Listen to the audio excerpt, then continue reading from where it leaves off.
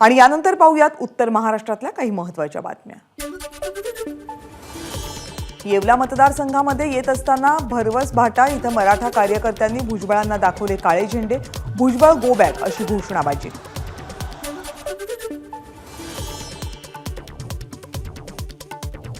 अहमदनगरमध्ये बाळासाहेब थोरातांच्या होम पिचवर विखे पाटलांची फटकेबाजी। संगमनेर तालुक्याला चांगल्या बॅट्समनची गरज, कोणताही बॉल आला तरी तो मारता आला पाहिजे, फिल्डिंग कशी लावायची ते माझ्यावर सोपवा, विखेंची फटकेबाजी। नाशिकमधल्या निफाडमध्ये पारा घसरला। निफाडमध्ये मोसमात पहिल्यांदा 8.7 अंश सेल्सिअस तापमान। नाशिक शहरामध्ये 12.5 अंश सेल्सिअस तापमानाची नोंद। नाशिकच्या येवल्यातील ठाकरे गटाचे शिवसैनिक शिंदे गटात उपजिल्हाप्रमुख किशोर सोनवणेंसह कार्यकर्त्यांनी मुख्यमंत्री शिंदेंच्या उपस्थितीत केला पक्षप्रवेश।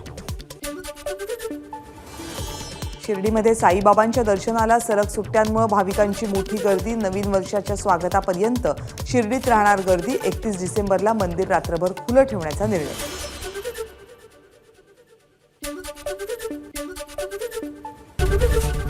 एबीपी माझा, उघडा डोळे बघा नीट।